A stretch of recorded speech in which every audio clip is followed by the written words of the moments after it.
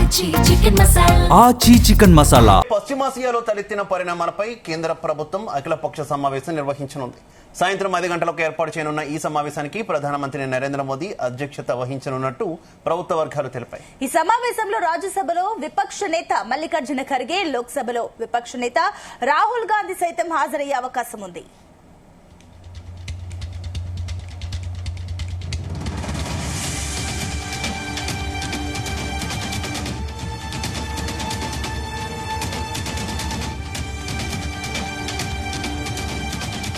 Iran, America, Israel మధ్య యుద్ధం 4వ వారానికి చేరుకోవడం, ఆ ప్రభావం భారత్లో చమురు, గ్యాస్ పంపిణీపై పడుతుండడంపై పార్లమెంట్లో సమగ్ర చర్చ జరగాలని విపక్షాలు పట్టుబడుతున్నాయి.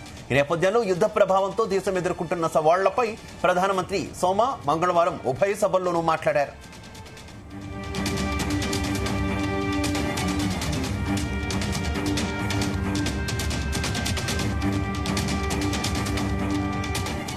దీనికి ముందు విదేశాంగ మంత్రి ఎస్ జయశంకర్, పెట్రోలియం శాఖ మంత్రి హర్దీప్ పూరి సైతం లోక్సభ, రాజ్యసభలో ప్రకటనలు చేశారు. ఈ క్రమంలో పార్లమెంటులో చర్చకు అఖిలపక్ష సమావేశం ఏర్పాటుకు కేంద్రం నిర్ణయం తీసుకుందని చెబుతున్నారు.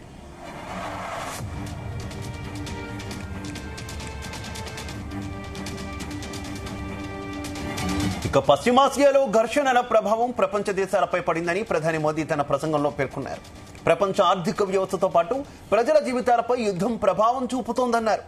భారత్ సైతం అసాధారణ సవాళ్లు ఎదుర్కొంటోందని, యుద్ధ ప్రభావం దీర్ఘకాలం కొనసాగే పరిస్థితి కనిపిస్తోందని చెప్పారు.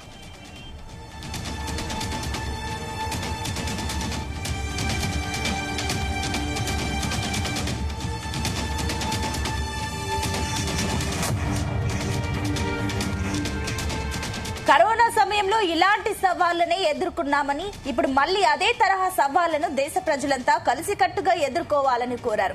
ఉద్రిక్తతలు తగ్గించడం, హార్ముజ్ జలసంధిని తెరిపించడం ప్రభుత్వం ముందున్న లక్ష్యమని, చర్చలు, దౌత్యం ద్వారా పశ్చిమాసియాలో శాంతి నెలకొనాలని భారత్ కాంక్షిస్తోందని చెప్పారు.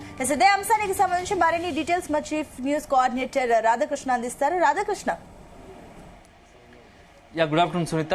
మొత్తంగా ప్రపంచవ్యాప్తంగా ఇరాన్, ఇజ్రాయెల్ యుద్ధం నేపథ్యంలో మొత్తం ప్రపంచ జత్తాలు దేశాలన్నీ కూడా ఒక సంక్షోభాన్ని ఎదుర్కొంటున్నాయి. సో అందులో భారత్ కూడా ఇప్పుడు తాజాగా గత కొద్ది వారాలుగా భారత్లో నెలకొన్న పరిస్థితులు కూడా దానికి అద్దం పడుతున్నాయని చెప్పవచ్చు. సో ఈ నేపథ్యంలో పార్లమెంట్ సమావేశాలు జరుగుతున్నాయి. ఈ పార్లమెంట్ సమావేశాల్లోనే ప్రతిపక్షాలతో పాటు ఇతర పక్షాలన్నిటి కూడా సొంత ఇండియా పక్షాలను కొన్ని పార్టీలు కూడా దేశంలో ప్రస్తుతం ఎలాంటి పరిస్థితులు నెలకొన్నాయి అంటే యుద్ధ ప్రభావంతో ఇటు పెట్రోలు, డీజిల్ తో పాటు గ్యాస్ కొరతకు సంబంధించి జనాలు పెద్ద ఇబ్బందులు పడుతూ ఉన్నారు. సో పెద్ద ఎత్తున గత కొద్ది వారాలుగా 2 వారాలుగా చూస్తున్నాము అన్ని రాష్ట్రాల్లో కమర్షియల్ సిలిండర్లు, డొమెస్టిక్ సిలిండర్ తో పాటు పెట్రోల్, డీజిల్ సంబంధించి ఒక రకమైన ఆందోళన, టెన్షన్ నెలకొంది. కొరత ఉంటదేమో, పెద్ద ఎత్తున అన్ని రంగాలపై ప్రభావం చూపే అవకాశం ఉందని చెప్పేసి ప్రతిపక్షాలు కొంత నిన్న మొన్న జరిగినటువంటి పార్లమెంట్ సమావేశాల్లో ప్రధాని నరేంద్ర మోడీకి సంబంధించి దీనికి సంబంధించి సమాధానం చెప్పాలని పట్టుబట్టారు. సో మోడీ కూడా నిన్న మొన్న చెప్పిన దాంట్లో కూడా కొంత క్లారిటీ ఇచ్చే ప్రయత్నం చేశారు ప్రధాని నరేంద్ర మోడీ కూడా.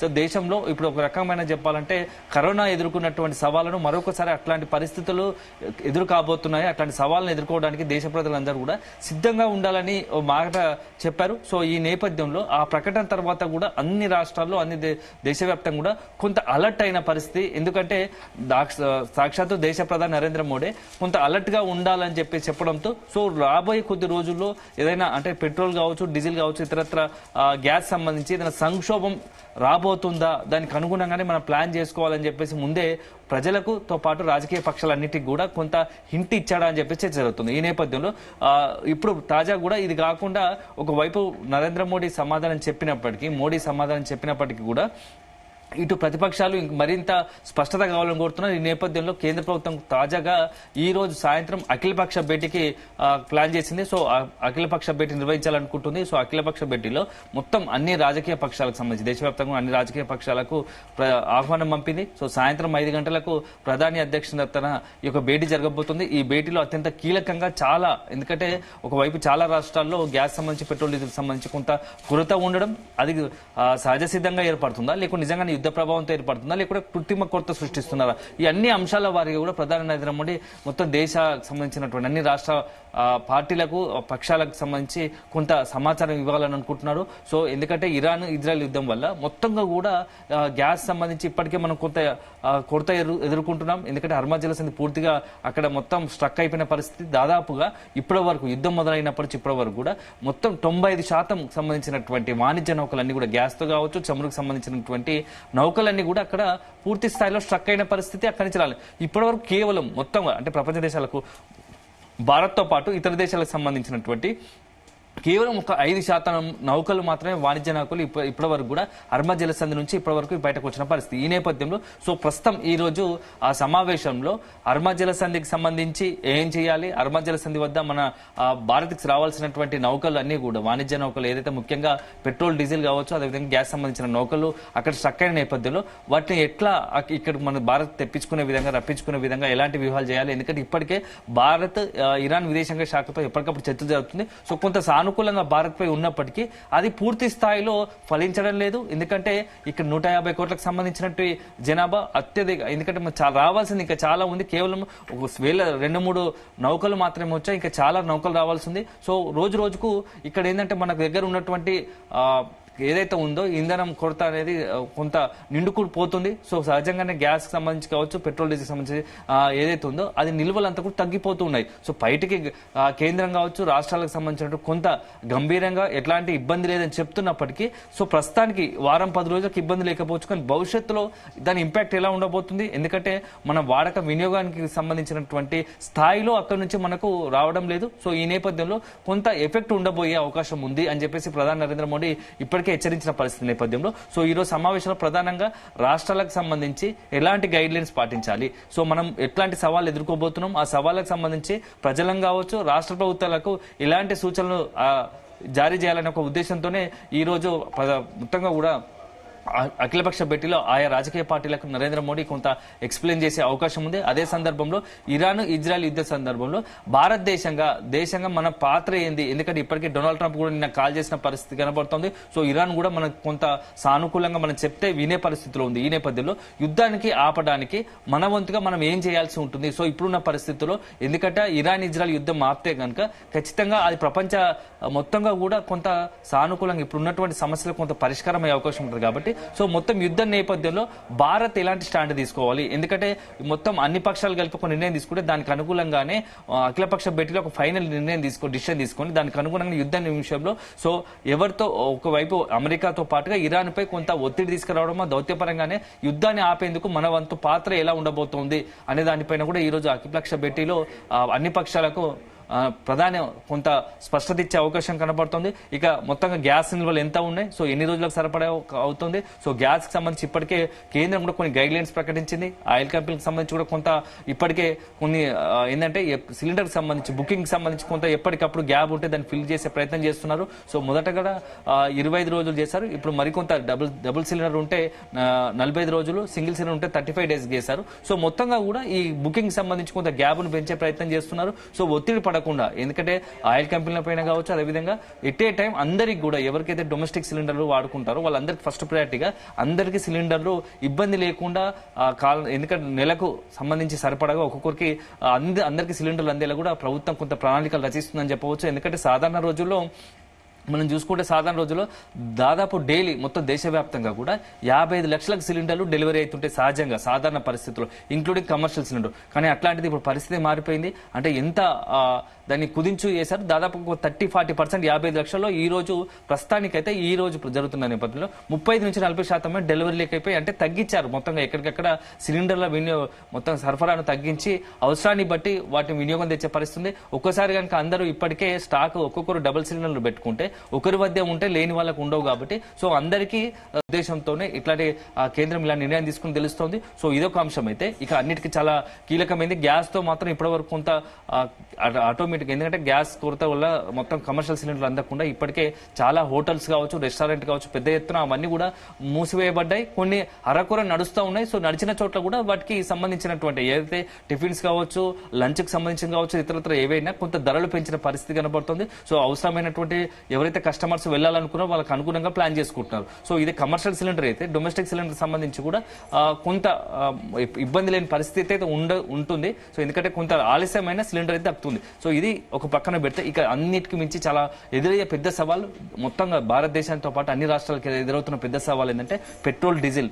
సో పెట్రోల్ డీజిల్ సంబంధించి చాలా రానున్న కాలంలో సంక్షోభం ఎదురు కాబోతుందా? ఎందుకంటే వన్స్ డీజిల్ పెట్రోల్ మీద కనుక ఇబ్బంది ఏర్పడితే కొరతగిన ఉంటే అది మొత్తం ఎంటైర్ భారతదేశానికి సంబంధించి అదే అన్ని రాష్ట్రాలకు సంబంధించి అన్ని రంగాలపైన పెను ప్రభావం పడుతుంది. ఆ రంగాలన్నీ కూడా ఒక రకంగా ఎఫెక్ట్ అయితే మొత్తంగా దేశ ఆర్థిక వ్యవస్థకి చిన్న భిన్నమయ్యే అవకాశం ఉంటుంది. ఎందుకంటే మనం చూస్తూ ఉంటాం, సో పెట్రోల్ డీజిల్ మీద ఆధారపడి నిత్యావసర సరుకులు కావచ్చు, ప్రతిదీ కూరగాయలకు సంబంధించి అన్నిటికీ ఈ రవాణాకు మొత్తం ఎక్కడిక్కడ నిలిచిపోతే అందాల్సిన అన్ని అందవు. సో ధరలు పెరుగుదలలు ఒక రకమైనటువంటి సంక్షోభానికి తెరలేసే అవకాశం ఉంటుంది. ఈ నేపథ్యంలో ఈ రోజు ప్రధానమంత్రి నరేంద్ర మోడీ అధ్యక్షతన జరిగిన భేటీలో కూడా అత్యంత కీలకంగా కాబోతుంది. సో పెట్రోల్ డీజిల్ కొరతకు సంబంధించి ఎట్లాంటి ప్రణాళికలు రచించాలి, సో దేశాన్ని మొత్తం దేశవ్యాప్తంగా అన్ని రాష్ట్రాలకు సంబంధించి ఈ పెట్రోల్ డీజిల్ సందర్భంలో ఎట్లాంటి వ్యూహాత్మకంగా అడుగులు వేయాలనే దానిపైన కొంత స్పష్టత ఇచ్చే అవకాశం ఉంది. సో ఇది చాలా ప్రధానంగా మారబోతుంది. ఈ నేపథ్యంలోనే ఈ రోజు మోడీ చేపట్టినటువంటి సమావేశంలో అత్యంత కీలకంగా అన్ని రాష్ట్రాలకు దీనికి సంబంధించి కొంత స్పష్టత ఇస్తుంది. సో ఇప్పుడు తాజాగా చూసుకుంటే ఈ రోజు నిన్న మధ్యాహ్నం నుంచి మొదలు పెడితే ఈ రోజు వరకు హైదరాబాద్ లో తెలంగాణ వ్యాప్తంగా కూడా పెట్రోల్ డీజిల్ సంబంధించి ఎట్లాంటి పరిస్థితి ఉందో సో అందరికి తెలిసిన విషయమే. ఎక్కడా చూసినా పెట్రోల్ బంకులు కావచ్చు, డీజిల్ దగ్గర పెట్రోల్ కోసం డీజిల్ కోసం అన్ని పెట్రోల్ బంకుల వద్ద బారులు తీరాయి. సో కొన్ని చోట్ల పెట్రోల్ అవుట్ ఆఫ్ స్టాక్. ఎందుకంటే సాధారణంగా అంటే రోజుకు 1000 లీటర్లు వాడాల్సిన దగ్గర పెట్రోల్ కొరత వస్తుందేమో కొంతమంది అతి జాగ్రత్తగా మొత్తంగా కూడా సోషల్ మీడియాలో వచ్చిన వదంతులను ఆధారంగా చేసుకుని రాధాకృష్ణ, ఒక పక్క వాస్తవ పరిస్థితి ఒక రకంగా ఉంటే మరో పక్క ఈ ఫేక్ న్యూస్ స్ప్రెడ్ చేస్తూ ఉండడం కూడా ఎక్కువ ఇబ్బంది కలిగిస్తుంది కదా. ప్రధాని చెప్పినట్టే మనం కరోనా టైంలో ఏ రకమైనటువంటి అసత్య ప్రచారాలు ఎక్కువగా స్ప్రెడ్ అవడం చూసామో, ప్రస్తుతం ఈ క్రైసిస్ ను కూడా కొంతమంది ఆకతాయిలు ఎక్కువగా యూజ్ చేసుకుని ముఖ్యంగా పెట్రోల్ విషయంలో నిన్నటి నుంచి జరుగుతున్నటువంటి ఈ గందరగోళాన్ని మనం చూస్తున్నటువంటి పరిస్థితి కదా. ఏంటి ఫేక్ న్యూస్ కి సంబంధించి కూడా ప్రభుత్వాలు ఏమైనా కొంత కట్టడి చేసే ప్రయత్నం ఏమైనా చేసే అవకాశం ఉందా? ఖచ్చితంగా శివ. ఇప్పుడు ఏంటంటే అందరికి చాలా మందికి కొంత సోషల్ మీడియాలో ఇప్పుడు ఒక రకంగా మానవాళికి మొత్తం ఎంటైర్ గా ఇప్పుడు ఉన్న పరిస్థితుల్లో సోషల్ మీడియా అనేది మొత్తంగా కూడా ఒక రకంగా వదంతులు వ్యాప్తి చెందించి లేనిపోని అపోలు సృష్టించి గందరగోళాన్ని సృష్టిస్తుందని చెప్పవచ్చు. సో నిన్న జరుగుతున్నట్టు పరిణామాలు మనం ముఖ్యంగా కూడా ఉన్నట్టుండి ఎవరో పెట్రోల్ బంకులో అవుట్ ఆఫ్ స్టాక్ ఉన్నది, పెట్రోల్ కొరత ఉంటుంది, పెట్రోల్ దొరకదని చెప్పేసి అది ఎవరో సోషల్ మీడియాలో పెట్టిన ఒక మెసేజ్ ఆధారంగా ఇప్పుడు తెలంగాణ హైదరాబాద్ తో పాటు తెలంగాణలో అంతటా కూడా పెట్రోల్ బంకులో ఎలాంటి పరిస్థితి ఉందో మనం నిన్న నుంచి చూస్తున్నాము. బారులు తీరాయి లైన్లు. సో పెట్రోల్ కొరత లేదు అని ఒకవైపు పెట్రోల్ బంకులు చెప్తా ఉన్నాయి, పెట్రోల్ బంకు మొత్తం కూడా అసోసియేషన్ చెప్తున్నప్పటికీ ఎవరు వినిపించుకోకుండా అసలు మళ్ళీ భవిష్యత్తులో పెట్రోల్ దొరుకుతుందో లేదో అని ఒక ఆందోళనతో పెద్ద ఎత్తున బారులు తీరి అవకాశం ఫుల్ ట్యాంక్ చేపించుకుంటున్నారు ఇష్టానుసారంగా. అంటే అవసరం లేదు, కొత్తగా కృత్రిమంగా సోషల్ మీడియాలో సృష్టించిన కొరత వల్ల ఇంత ఇంపాక్ట్ ఉంది వదంతుల వల్ల. సో దీనిపైన ప్రభుత్వం కానీ పోలీస్ శాఖ కానీ కొంత సీరియస్ గానే మనం చర్యలు తీసుకోవాల్సిన అవకాశం ఉంటుంది. ఎందుకంటే కేవలం ఇప్పుడే కాదు, భవిష్యత్తులో ఇంకా చాలా, ఎందుకంటే యుద్ధం వల్ల కొన్ని రాబోయే 2-3 వారాల్లో కొంత దేశంలో పాటు అన్ని రాష్ట్రాలకు సంబంధించి కొంత ఇబ్బందులు సంక్షోభం ఎదుర్కొనే అవకాశం ఉంటుంది. కాబట్టి సో ఇలాంటి ప్రచారాల వల్ల ప్రజలు మరింత గద్దరగోరానికి మరింత ప్యానిక్ గురయ్యే అవకాశం ఉంటుంది. సో వీటికి ఎక్కడో దగ్గర చెక్ పడాల్సిన అవసరం ఉంది. కాసేపటి క్రితమే మనం చూస్తున్నాం సజ్జనార్తో పాటు ఇతర పోలీస్ అధికారులతో పాటు మొత్తం పెట్రోల్ బంక్ సంబంధించిన అధికారుల బృందం, పౌర సరఫరాలకు సంబంధించిన అధికారులు కూడా ఈ పెట్రోల్ డీజిల్ సంబంధించి కొరత విషయంలో ఒక స్పష్టత ఇవ్వాలని అనుకుంటున్నారు. సో కాసేపటి మీద ప్రెస్ మీట్ కూడా పెట్టినట్టుగా తెలుస్తుంది. సో అల్టిమేట్ గా మాత్రం ఇప్పుడున్న పరిస్థితుల్లో రాష్ట్రంలో పెట్రోల్ డీజిల్ కొరత లేదు.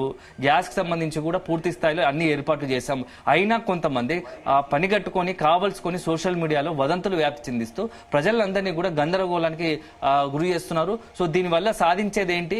లేనిపోని ప్రజలు కూడా కొంత అప్రమత్తంగా ఉండాలి. లేనిపోని ఇట్లాంటి వదంతులు నమ్మి అనవసరంగా ఇబ్బంది పడొద్దు అని చెప్పి చెప్తున్నారు. ఎందుకంటే గంటల తరబడి ఆ రోడ్డు మీద పెట్రోల్ బంకు వద్ద నిలిచిన ప్రయోజనం లేదు. ఎందుకంటే పెట్రోల్ ఎప్పటి సహజ సిద్ధంగా గతంలో ఎట్లా ఉందో ఇప్పుడు కూడా అదే విధంగా ఇలాంటి కొరత లేదు. మీకు ఎప్పుడంటే అప్పుడు అందుబాటులో ఉంటుంది.